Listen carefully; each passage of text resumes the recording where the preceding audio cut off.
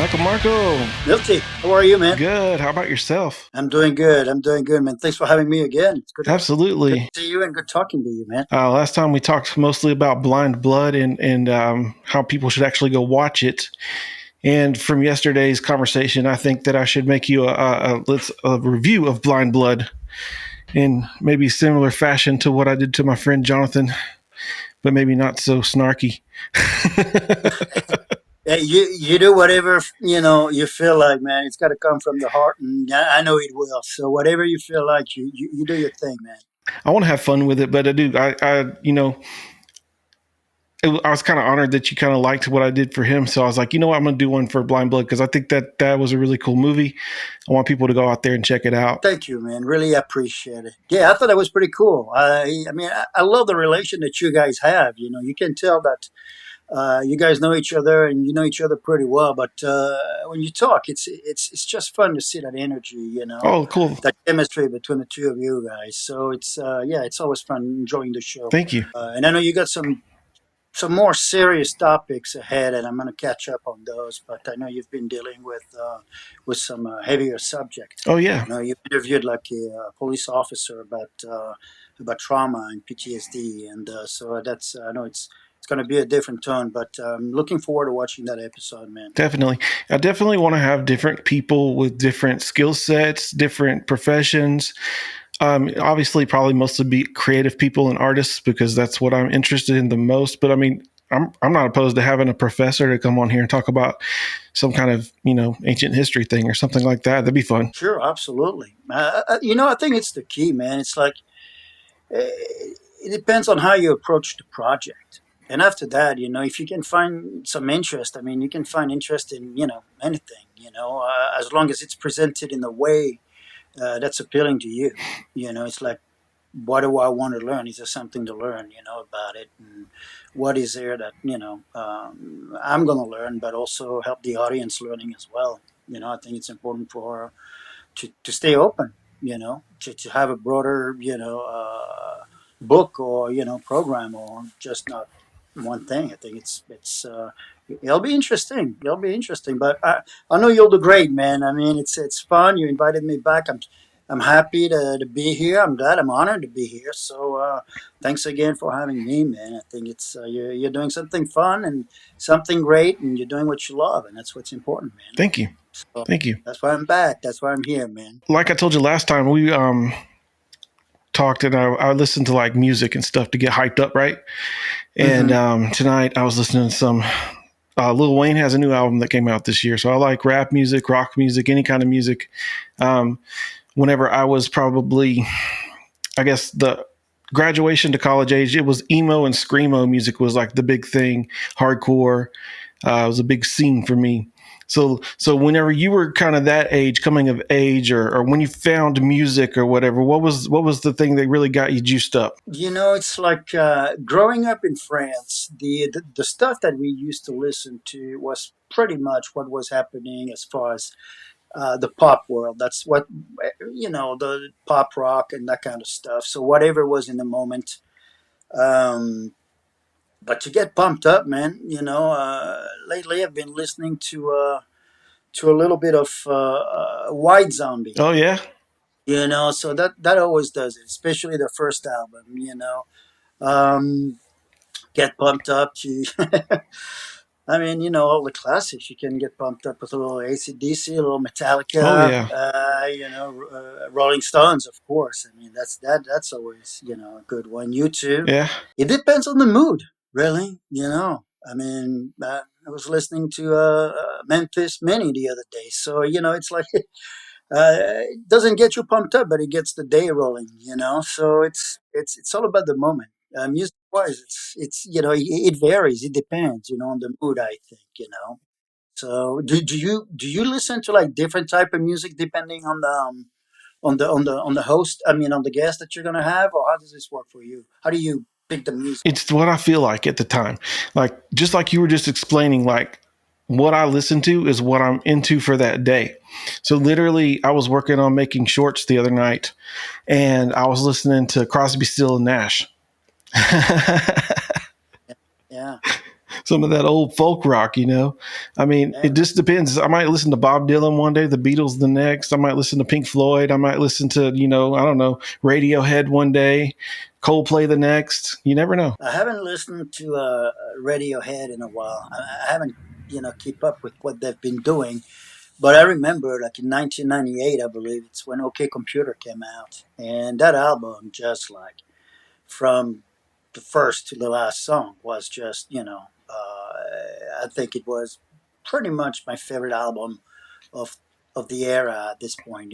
Maybe the year or whatnot. It's like I remember when Lenny Kravitz, and I was still in France in 1989, came out with "Let Love Rule," his first album, and it was it was weird because it was raw, it was rock and roll.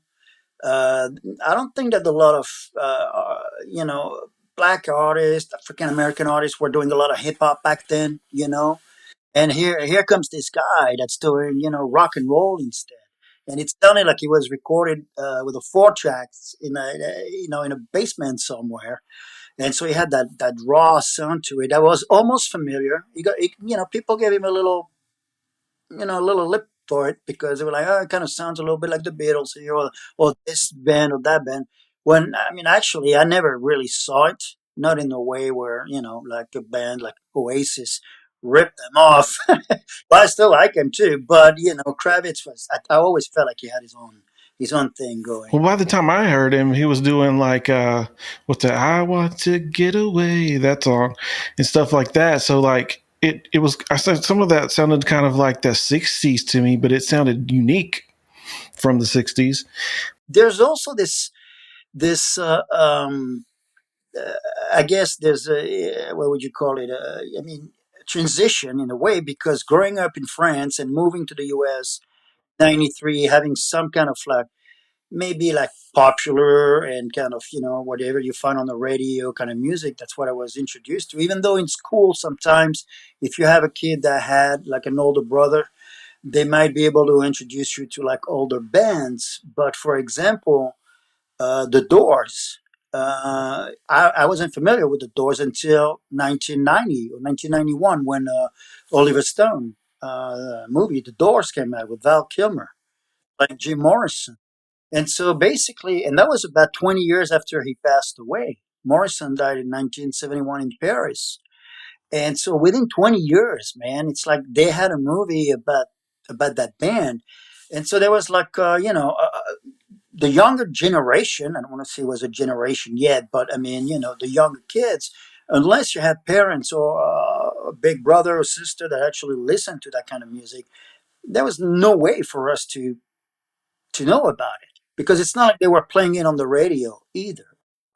The French always had some kind of a quota going on where they had to play, X percentage, X amount of French music. So whatever else is coming from different countries, it's very selective. What about French artists? Are there French artists from that era that were similar to other countries' music? Yeah, I mean, I'm sure there were. I mean, FFF, which is a funk French federation, Fédération Française de Funk, they have, they're doing fun stuff. They were doing fun stuff, but when I left, it's like it's it was a long time ago. It was 30 years ago. So I'm not sure what's been happening over the years, but I'm sure there's movement that kind of follows. I mean, you go and you listen to some rap band in Paris now, and they're all wearing Yankee hats and that kind of stuff. So there's that influence that's there with the kids in the community or the rapper in the community. But that's once again, it's not something that I really was into. I know an artist like MC Solar, who was kind of rhyming, but much more in a way that was radio friendly. He was pretty big. More like dance music or something? Yeah, yeah, yeah. So he kind of was like the kind of guy that you get to play on the radio or you get to see on rotation on music channels when they're playing video clips. So uh, but yeah, it's kind of it varies. But nowadays, I think that with internet, it is so easy to introduce anybody to anyone. And that's what I used to tell people when people would ask me about, hey, what's going on? What do the French think about this, or that? I'm like, with the internet, you can go and find out for yourself right now. You don't have to trust a newspaper. That's it. You don't have to trust the news outlet or we had three You can't trust any of them TV anyway. channels. Yeah, well, no, but at least you have a bigger variety for Yeah. help you make your decision. Yeah, at least now you can go out and find an app where you can listen and see what other people are actually saying with their own mouths and things like that. So you know what's going on for sure. Exactly. Yeah. Well, you've been in some music videos, right? Yes, Yeah. For a pretty I did. popular band. Just was it Uh, Disturbed, right? Drowning Pool. Drowning Pool. That's what it was. I That's remember, what it. dude. That's the Let the Bodies Hit the Floor. That's it. Yes. That's it. And it's kind of funny because there's like some really weird intertwined stories over the years because I did a voiceover character for Dragon Ball Z for one feature, Kulo's Revenge, and Drowning Pool actually had two tracks in Be that. careful how you say that in Spanish. Be careful what you say. What? Kulo's Revenge.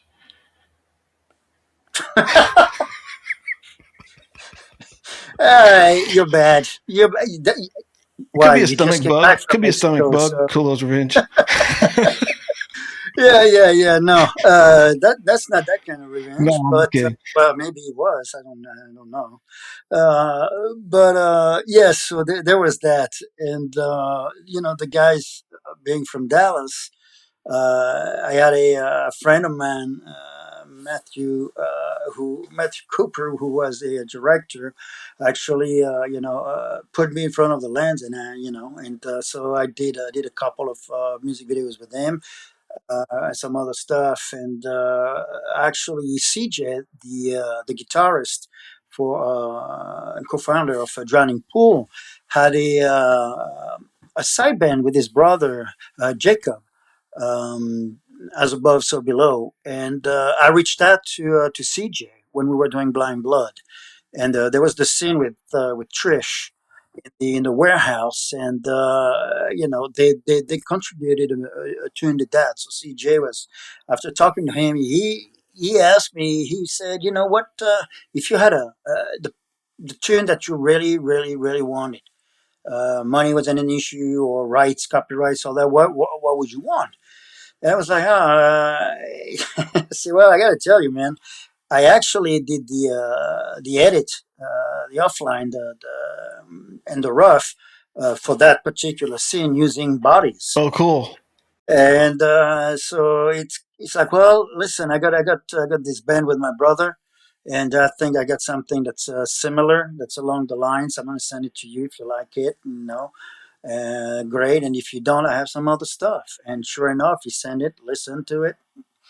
I was like, wow, I sold, send it to Richard as well to get his approval. And so, what do you think? He said the same thing, and that was a done deal. So, once again, there was a little, we're crossing path again. Yeah, it's So, cool how your they were life great. does that, isn't it? Yeah, Yeah. yeah, it's interesting. Dude, Uh, so Let the Bodies Hit the Floor.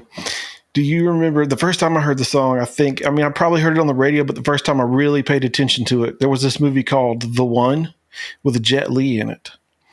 And so, like, it was a multiverse movie. It was the first time I'd ever even heard of the multiverse. And so, like, he was like jumping universes and killing the version of himself in each one of them until he would become the one. And every time he would absorb all the power from each one of himself and become stronger. And all of them were getting stronger. So then there was two of them. And the I think it was at the end of it. There's like this scene where he's fighting and it plays that song. yeah, I've never seen the movie, but I mean, I've heard their If you tracks. I mean, like they martial arts movies, it's a cool one. yeah, I do. I don't think I watch enough of them, but I enjoy them. The classics like Fist of Fury, Bruce Lee, that kind of stuff. Yeah, I think Jet Li still had that style, but he did a little bit more with a modern twist with special effects and things that the older generation didn't do, which I like. Like you said, Bruce Lee was a great actor and martial artist. What was that? The Dragon one, Enter the Dragon. That was a cool movie. Yeah, Big Boss was a good one as well.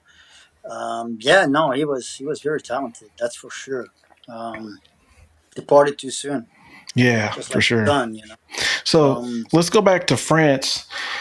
Uh, what age would you have been when you were able to run around town by yourself? Doing what? Anything you wanted.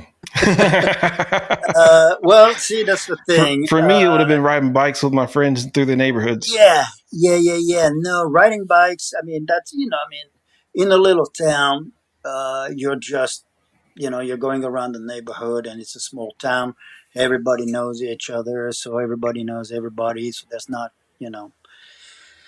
Uh, so I would say maybe around 14, 15 years old, you start running around with your kid. I mean, with your friends, and we had woods in the back where you go and you start lighting firecrackers, that kind of crap. And later you smoke cigarettes and sneak some beers and that kind of stuff. But yeah, around that age, and you're running around and you can do. I mean, there's nothing to do in a small town. It closes early. Everything closes early except for the summer. Okay. In a little town in the south of France, it gets busy till late in the evening. Okay. There's always something going on. Lots of tourists.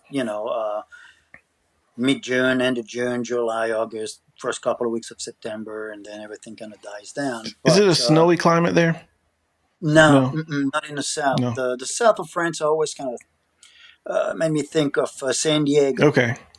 That kind of weather. So at night, you might want to take a little jacket if you go out. But I mean, so many times we just ended up on the beach with a fire and a guitar, and kind of stuff that the kids do here as well. I think. I mean, what did you do growing up? Similar things. When I was probably about 12, we lived in this really close, like, celled, like, neighborhood where there was like two main roads on the outsides of it, but there was probably like 6 or 8 blocks in between. And then from there, like, we lived at the end of it. On the other end of it was like this big church and school with a library, a public library up there. Mhm. We probably weren't supposed to go that far, but we would ride our bikes up to the library. And that's probably a good 12, 11, 12 city blocks away. Yeah. Yeah. So it was pretty wild. But then, like, as I got older and could drive, we'd go to the movies a lot. Um, and I lived in a small town as well, so we didn't have a cinema in our town. So we'd have to drive probably an hour to go watch a movie. And then we get home, they'd said, be home by midnight. That's not realistic. You can't do that and watch a movie. So we'd be home probably about 1:30, 2 in the morning. Mhm. Um, Anytime that we could go watch a band play, we'd try to go do that. Those little towns, like you're saying, it's like for us, we had to take the bus to go see a movie. It would be more like a Wednesday afternoon or Saturday afternoon, that kind of stuff. That kind of during that time. But yeah, what time do you? I mean, when do you get your driver's license? Here in the U.S., it's about 16 when you're 16 Yes. years old, right? So, but then you can't go to, let's say, bars until you're 21, Right. right? So in France, it's 18 is everything. 18, you get your driver's license, and then you can go to bars or you can go to nightclub or In, whatever. I in mean, but Ireland, I growing hear up, it's if you can see over the bar. that's how it used to be in Yeah. France, the 80s, and then they became more and more strict. Everybody used to smoke back in the day. I used to go buy I smoke know the sometimes. cartoon characters smoked when I was a baby. Yeah, there you go. Yeah, no, I mean, I remember we had cartoons like comic strips. We had a cowboy that had a cigarette, Lucky Luke, that was his name, and he had a cigarette always, like hanging out of his mouth. Yeah. And finally, they put like a piece of hay or whatever it was, That's where some the weed. that's where the smoking after sex came from France, I think. The The what? smoking after sex, I think that came from France. I I don't know if you did, but I mean, it's not a bad thing. It's with the romance and then the cigarettes everywhere. sure, Yeah, yeah. sure, sure. No, I used to be a big smoker. I mean, big smoker. I shouldn't say a big smoker. I enjoyed smoking. I don't smoke anymore, but I still crave it once in a while. Oh man, and sometimes I just like, oh, I love the taste of it. I mean, I could smoke uh, during a meal. I would finish something and have a. I smoked during a lot of meals as a kid because you'd be in McDonald's and they had the little ashtrays, and McDonald's aren't very big, so I was probably smoking when I was 5. Five. Yeah, What were you smoking when you were in five? McDonald's with everyone else who was smoking secondhand. Oh, second. I'm just goofing. I'm like, well, okay, that's young, No, man. I'm But just I mean, kidding. it's like, no, I got you, I got you. Oh man, but no, yeah, yeah, yeah, dude. But I mean, without going too dark, you hear the kids, drinking around that age when they have alcoholic parents that are passed out at 3 o'clock, and they. That you'd be surprised though. That's the same here. They just don't. Nobody talks about it. Yeah, for us, it was more of a. I guess it was more of a parental kind of supervision, or you know, some parents. I guess they had the same kind of mentality. If you're going to be drinking, I'd rather you be drinking at home. Some parents are, don't touch alcohol. I mean, where I grew up, it wasn't, we had a little bit of a history with some of the uncles and such in the family. So I mean, everybody's always kind of worried. It's like alcohol was the drug of the past that people used to, and I mean, I still think today they use it in order to numb themselves and medicate themselves. Because either it's a lack of education to go seek help, and realizing that you have a problem.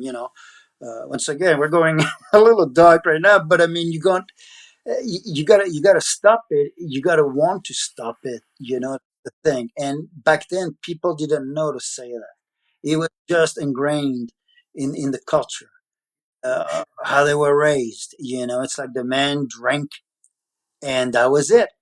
They drank and they smoked, and they worked, and that was it.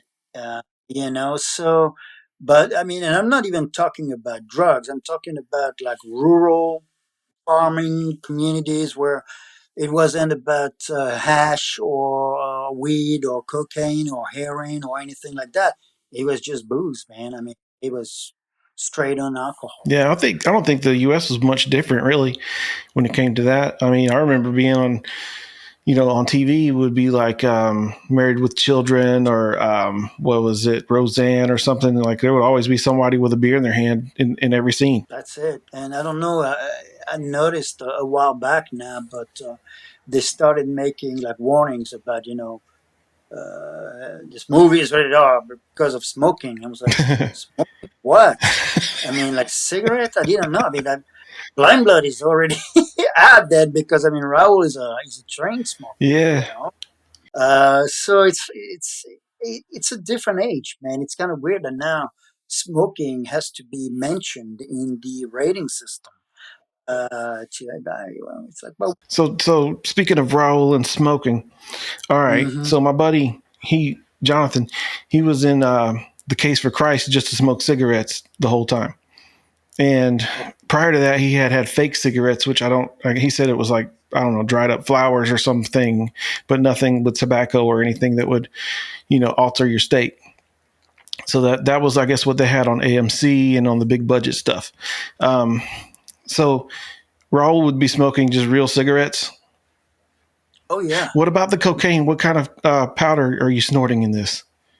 Or are you just fake snorting it? Oh no, no, no, no. I was taking it. Yeah. Yeah, yeah. We actually did. I did some research for it, and I found out that they what was it called? Inositol, something like that. It's a liver supplement that was Oh used, and yeah. and they used that in the movie Below, Okay. Johnny Depp. Yeah, they had to snort a lot of Yeah, that. there was a lot of consumption of that stuff, and so reading articles about the prop guy and the special effects guys, and it said, yeah, this is what we use. Not only it looks like it, and since it's like some kind of a supplement, it's almost sweet, So I heard horror stories about people saying, "Yo, man, they made me do like some baking powder." I'm like, "No, you can't do that," or baby powder. Like it's like, no, no, no, no, no, no, no, no. So it didn't That's the burn. No, no, no. It was, sticky at best. Ah, That's all. But okay. it has the consistency of it. It looks like it, Yeah. and you can ingest it and be okay with it. Yeah, I'm always fascinated about how they make stuff look so real. Like you guys like just really go above like your editing is what? It's crazy. It looks really cool. It's got that real like you told me I should watch Heat and I did, but the cinematography in Heat reminds me of your style. Oh wow. Okay. Okay. Uh, well, we were talking about Heat just because to me Heat is like one of the ultimate heist movie, and it was a huge movie when it came out in '95, I believe, uh, because Robert De Niro, and Al Pacino have never been on the scene together. It was the first time that they were on screen acting. And I think Robert De Niro played, the young Don Corleone. Right, but he only played that version so they wouldn't have been in the same scenes. Exactly, Yeah. he played the father when he was young. Yeah. So, but that was the first time and we're talking about like the two top actors since the '60s. Well, two top actors that seem to have some kind of rivalry. I think that was created mostly by the media, but they were great to go along with it. But I mean, you still had other actors at the time, New York actors, Dustin Hoffman, but he wasn't part of that group or whatever, of that competition. What an incredible actor though. Oh yeah, yeah, Yes. yeah, yeah. But having those two, De Niro and Pacino for the first time on screen at the same time was just like this, you know, uh, this great thing. So I mean, and the rest of the cast was just phenomenal. The story, again, Val Kilmer was in there, Tom Sizemore. The realism in that movie is good too because the one girl that I can't remember her name in real life or the name I'm not good with remembering names anyways, but she was the one that dated De Niro's character in the movie. When she says Appalachia, she says it correctly because 90% of people say Appalachia, and that's not how the folks from here call it. They call it Appalachia. See, little things like that you can pick them on and nobody would know But the people from the area would be like, oh, they studied from this a the little bit.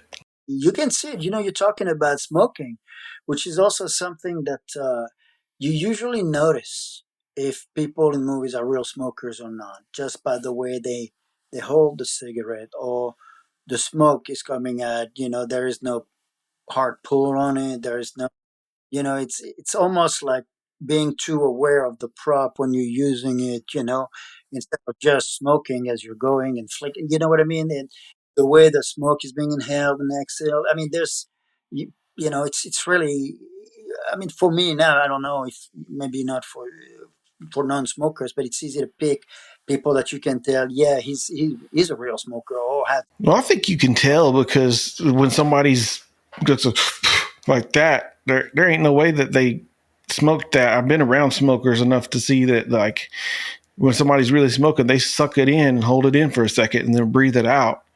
Like if it's Mhm. coming in and out like that, I pretty much like yeah, that's. I usually think that's a fake cigarette, whether it is or not. That's what I'm thinking. Well, it depends. I mean, I've seen people smoke cigarettes just by puffing on them, kind of like that. But it's rare, like you said. It's more like a. I mean, you gotta when you smoke, you're smoking. It's like it's different than just having a cigar where you just puff on it and you don't inhale or. So it's interesting. But to go back to Heat, like you were talking about, man, it's like he was one of those. I mean, for me, a milestone, one of those big, big movies that just like resonate with you because you grew up watching De Niro and Pacino, even in France, and then here comes this big movie, and it was like one of those things that was just like, It was kind of like a big cowboy showdown, yeah, yeah, yeah, especially at the yeah, ending. in I a was like, way, wow. And I didn't know how it was yeah, going to end either because with a movie like that, it could go either way. right, right. Well, yeah, you don't know, especially they're both alive. Who's gonna win? Who's gonna lose? And in France, we had Jean-Paul Belmondo and Alain Delon, and they were the two main French actors. They were like the De Niro and Pacino's of France, and they almost had kind of the similar path, like Delon. really stayed with like serious and dramatic cops and robbers kind of vibe. Belmondo was doing his own stunt, and he physicality could do a little more comedy. He was better at it. I mean, it's like so kind of De Niro and Pacino a little bit, and so yeah, it's seeing those two titans just like this clash of the titans, for the first time was great to experience. I don't know if we have that now. Do we have movie stars or that are that big? I mean, we recently. I think we're kind of in like a Jerry, what's his name? The guy that played the bellhop, the bell. What is golly, Jerry Lewis? Was that his name? That was the uh, musician, wasn't it? well, there's Jerry Lewis was a musician, but Jerry Lewis was the French, the American comedian. That's the guy. Okay, I think we're kind of in an era like that because if you think about Chris Pratt, he plays really cool, hardcore guys, but he's also always funny. If it's not funny, they don't do it because nobody cares enough to watch like something that big budget and serious because there's no heart in it. So you have to add that humor to put some heart in it. Once again, it's the vibe that you want to have. There's a movie because we're talking about. I watched the movie The Marks. Yeah, Jonathan Reels. Yeah, is in, and so I wanted to watch it. And it's like you you do your thing, man, and that's whether you want that humor in it or not. It's really at the end of the day whatever you want to do. And I love the movie The Marks because he had almost that. I don't know if you've seen A Box of Moonlight, a movie with John Turturro and Sam Rockwell. Okay, no, I haven't seen that. Yeah, Tom DeCeo directed, and it kind of has a little bit of that vibe where John Turturro plays a foreman. The job gets canceled. He needs to go home. Cars breaks down. There's a kid played by Sam Rockwell that lives in the woods in a caravan, and he's kind of stuck there. And then somehow he's gonna rediscover his youth or whatever. It's kind of has those lighthearted and fun and kind of and that's what kind of reminded me a little bit of the vibe of the Marks. The characters trying to do their thing, and it's that same atmosphere was kind of that same vibe kind of reminded me of that, And even with a comedy like that, like whenever you have as much heart as they put into projects like that, you care more about it, I think. and it shows, Yeah. and it shows. So You know. now that we're talking about movies and stuff, what was like your what got you into loving movies to the point that you wanted to be a director? I guess nobody was hiring me as an actor. I mean, a little bit. It's like when I got the bug in France, but then I moved here to the States, and I kind of had to learn the language because I thought I knew it, but I didn't. So there was about a couple of years where I had to get familiar with it, and then I started getting the bug again. I was like, man, I want to do something, but you're French, you're in Texas, you're not really fluent. So what do you do? It's like, well, I'm going to find a group of guys who like to do the same thing, and we're going to start making movies together and see where it goes. And then one friend opens up a door in a business. A friend of mine, said, "Hey, Michael, I'm working on this TV show, Walker Texas Rangers, Oh, and cool. the video assist is being promoted to first or second AC. I forgot. So there's a place available. Would you like to try it?" And I was like, "Oh yeah, sure." I went in. I'm like French guy, long hair. There used to be, a girl right there running the monitor for the directors. She was kind of a little bit of a different vibe. Yeah. You know what I mean? It's like, okay, I mean, and besides, you're young, so the crew, especially the old guys back then, they're putting you a little bit, through some tests to see Oh if you yeah. got what it takes to get the job done, but also know your place. Yeah. Because you got to earn your stripes. I always say that the film business is the closest thing to the army in the real world that that you got to compare it, that you got to realize, because there's a hierarchy. There's executive producers, directors, and then you go down the list. And so if you don't know to learn, just like in the army, who's the general, who's the colonel, who's the, and go down the list, then it might get a little challenging. But if you decide you want to learn because you haven't had the opportunity to go to school and learn film, or learn the workflow, production or post or whatever, you go and work on those things. Sure. And that's how you get your experience, by looking at when a commercial is being shot and they're spending 20, 30, $50,000 a day on a shoot day. Then you're like, okay, back in the day, shooting film, they would bring the big toy, the big light, the big air, everything to make it work. And so you learn. That's how you learn. Right. You learn by watching, you learn by taking notes, you learn by and you find where you fit in, what you like to do. Doesn't mean that you have to do all the jobs once you want to make your movie, but it definitely helps to have some foundations, Yeah. understanding art direction, understanding set decoration, special effects, understanding lighting, understanding composition, camera movements, all of that. It takes a little bit of time, For sure.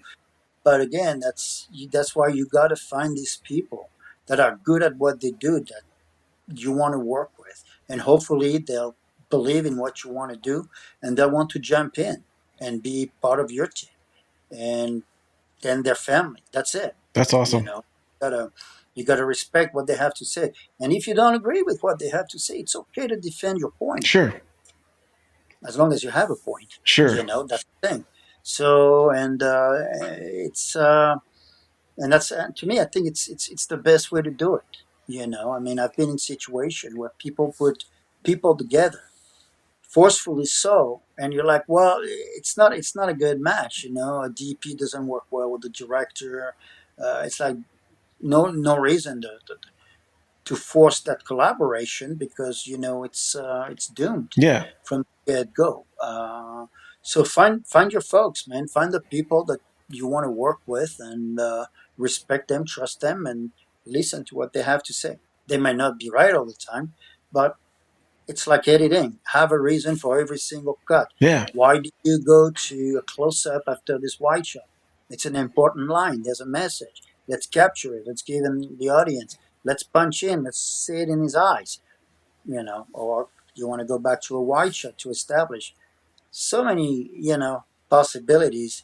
That's where the AI, I think, might be a little challenging. Yeah. Uh, you know, to have that artistic human You don't touch, have any because control over what it comes up with. You can right. tell it what you want to some degree, but like there is this point to where I've gotten frustrated enough that I've just been like, I'm not using that crap. I'll figure it out myself. I think if you use it just as an assistant or a blueprint, you can tell it to do something, and then your chef set it for you and tell you if you're on the right track or not. As an as a first draft, you know. Now, as a gag, some of the stuff that people are coming up with, some of these baby videos are hilarious. I don't know how to make them, but I need to figure out how to do it, because some of those, those shorts that I make, those would be kind of fun to do with baby faces instead of real, like whatever. I think it'd be. I'm sure there's something out there. I mean, Yeah, I just got I to see. figure out which one they're using. Yeah, yeah. Oh, I'm sure we can find out. We're going to investigate. But I mean, I see what you're doing with Opus Clip. I don't know if you want to mention the name Oh, I on, don't on care. Yeah. the podcast, but I hope I that mean, other people will learn from what I'm doing and go do their own thing. There's enough out here for everybody. that's why, when people ask me, I just did another podcast in England, and they were like, "Oh, you're not supposed to ask about the budget." I'm like, "The budget is out there. If you dig around a little bit, I can tell you what the budget for the movie was. It's not a secret. I'm not going to tell you how much we paid for. I can, but I mean, you got to put a figure, you got to put a number when you do some work, and understanding what a camera package would cost, whether it's a commercial rate or feature film rate, independent rate, or short films. I mean, So is that rental? rental, Okay. yeah, yeah. I mean, you figure it out. What would a location cost with insurance and the meals and the props and all of that, and So it wouldn't be more efficient for to own your own equipment, that, or is it what's which one's more economic? I guess rental. I mean, for us, for Blind Blood, I mean, Richard on the equipment. So that's we went in also. When you go into such a project with low budget indie flick like that, make sure that you have everything set from the get go. Okay, so I'm gonna write the script. I'm gonna direct. You're gonna take care of the cinematography and the lighting. You take care of the location. I'll take care of the cast. You'll take care of grading. I'll take care of the editing. But you collaborate. And then you talk to people that you've known for a long time. Being in Dallas for such a long time and in the business, I was able to reach out to an art director, Lynn Moon, and say, hey, Lynn, we're doing a scene. We need drugs, we need money, props, we need beer, well, all that stuff. Oh, And so you can kind of share resources that way. yeah, Cool. yeah. And they trust you, they know you Yeah. because you worked with them over the years. You brought them some work, and you've always been, straight up with them. They know you're a good guy, and they see you're passionate and they want to help you. It would be a lot more challenging for me to try to make a feature now here in New York because, I don't really know that many people yet. And it's like, So have you transitioned to New York permanently? yeah, well, I mean, yeah, we're up in the Northeast now. Okay. That's it. Yeah, about a year and a half ago. Yeah, I didn't yeah. realize that. Okay. We wrapped Blind Blood, and it was weird, man, because it was almost to the month. 30 years, man. I got to Texas in August of '93, and it was September 2023 is when we left. So it was like 30 years, just like that, and it was time, man. I don't know. It kind of felt like everything was lining up in a way that you couldn't find it. You couldn't find it. You were like, we got to do it. So we did. So, but now realizing too that it's like, okay, well, unless I go back to Texas to talk to some of my friends or people I've known for a long time, or if they come here to make a movie, having to start from scratch and finding new collaborators that are going to respect you or trust you. It doesn't happen overnight. It takes time, it takes experience, and you build that by working on different either small projects, music videos, or testimonials, or shorts, or whatever, and you build. You can't just go up to somebody you never met and say, "Hey, man, I'm going to make a feature, and I can only pay you a portion of your rate. Are you interested? Because I don't know you." So it's but then again, I don't want to make another movie like that. So Yeah. there you go. So you don't want to make another movie like in that style, or what do you mean? Well, I mean, a movie that I would have to finance out of my own pocket with partners that are investing their own time and energy. I don't want to shoot a movie for another year and a half. I don't. If I'm directing something that I wrote, I don't necessarily need to be in it, or I don't necessarily need to edit it either. It's not a requisite. It's not like, oh, it's my movie, I'm going to be in it. No, not at all. It's more As a of you matter of did that out of fact, necessity, and you'd well, rather do it yeah, where you had more of a team to work with. sure. When I Yeah. told you that Blind Blood was optioned for a while, there were talks of having other actors playing, my part, Raul. And even though I had written it for me, I was like, well, yeah, if you get this guy, I mean, I'd be stupid to argue it because he's a name that people know. So you know what I mean? It's like, but that's what I was telling you, that he kind of got a little bit of the snowball effect, and it was extremely complimentary. I mean, I was like, wow, I'm really honored that you think that we can take Blind Blood to this level. Uh, Personally, I was like, man, it's gonna take a lot of luck for something like that to happen on that level. So That's why after 4.5 years, we just decided 4.5 years. Yeah, we decided to go ahead and do it on our own. But yeah, I'm not saying that I don't want to make another movie. I'm saying I don't want to make another movie that's making me wear so many I hats see and what you mean. Yeah. tell people. So if you were to make another project, what type of project would you want to work on right now? If you were able to start tomorrow, what would you, or you probably, you probably have something in the works, but you don't have to like, give it away, but just kind of just generally. Well, I got some screenplays that I've done, and they're all kind of different. So I think any single one of them would be fun to do because I like them all. So it would be just since it's like a new genre, pretty much all of everything else. One is a kind of a over the top slasher, vampire, cartoonish type of a thing with vampire slayers. Another one is a quirky comedy about a French radish farmer in Venice, Texas, that runs with the crime scene cleaner, and they found some money. And so, I mean, there's very quirky that I think would work great in film festivals, but also have an action movie that I've written with like no restriction. And I'm talking about car chases and guns and the cartel and the FBI and the chases and going from Dallas to El Paso. And I mean, it was so bigger, much bigger. You know? And now I'm just finishing a small town murder mystery in Texas, but that was based on a French story that happened in the '80s on the real murder that never was solved. I kind of took that. Of course, I say it's the '80s, so it's a period piece. Now I kind of put a modern twist on it and moved it to Texas because that's where I was when I first started writing it. And being here now for about a year and a half, I've been structuring another concept for a ghost story. Oh, cool.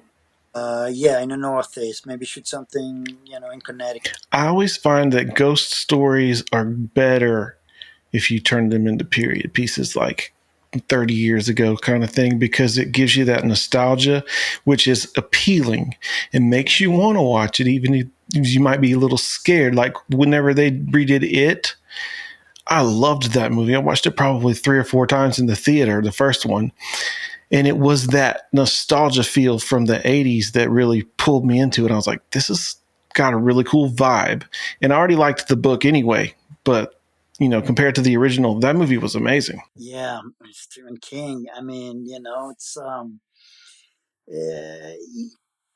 yeah. There's a foreign movie um, called "I Am the Pretty Thing That Lives in the House," and it's I forgot if it's a Swedish movie. But the atmosphere in here is very very creepy. And a younger nurse is taking care of an older lady, and they're locked in this house, and it's kind of fucked. It's all about the mood. It's all about the camera movement and the making you very uneasy. None of that found footage or like monster jumps at the last minute. I'm like hate you monster, don't do that. Like I hate that, but more very like uneasy Building dread. Dread, Yeah, yeah, yeah, those are yeah. better. I enjoy Yeah. them. It's kind of like building that tension, like we did with Blind Blood, when there's a little situation and there's this like triangle of this one hearing this and that one looking at that. It's like, what's gonna happen? Because that it's like having a live wire right there, another one trying to keep everything down, and one either playing dumb or being really inquisitive. You don't know. So Well, Blind Blood has that feeling, and in the whole time that you're watching it, you're like, "Is this about to get? What's about to happen? Like, this can go any way, anywhere. I don't know if I'm going to like what I see next." And like it has that tension build up the whole time. well, I'm glad that something that kept people interested. Because even when we were shopping the script, and I don't know if I told you that before, but some people would start reading it or read it, and then they would say, it's not my cup of tea, but I had to turn the page to see what was going to happen next. And so, drawing the line between a horror movie and a thriller, which to me is all about how graphic you show the violence, then I'm like, well, it seems to work. People are intrigued by it. So if we decide we don't want to make a straight horror movie and we go more with a crime thriller, which is what we did, then I'm like, I think many, maybe more people will tune in and stay interested with it. It's a fun one. Um, oh, I'm sleepy. Sorry. I've been working crazy hours. Go to work at my retail job, and then I come home and work on this. That's great, and business is booming. That's good. Yeah, things have been going pretty good for this. Yeah, So. that's nice to hear. But yeah, it's it's a lot of work, man, and I know you got a kid or two, so it's got to take care of the family too. So sure, it's a lot of work, man. Well, I think I will wrap it up here, and I had a good time hanging out with you. Yeah, always, man. I appreciate you having me again, and always nice talking. Whether it's movie or something else, music, whatever, man. So good luck. Can't wait to see it. You folks out there, you keep watching Milty's World, man. That's a good podcast. So show some love, show some support. Keep sharing, guys. Thank you, and we'll see you in one of these days down the road, sooner than later, hopefully. Absolutely, yeah. Definitely, you're going to have to be a recurring friend on my show for sure. Anytime, brother. You just let me know. Thanks. All right, thank you, Milty.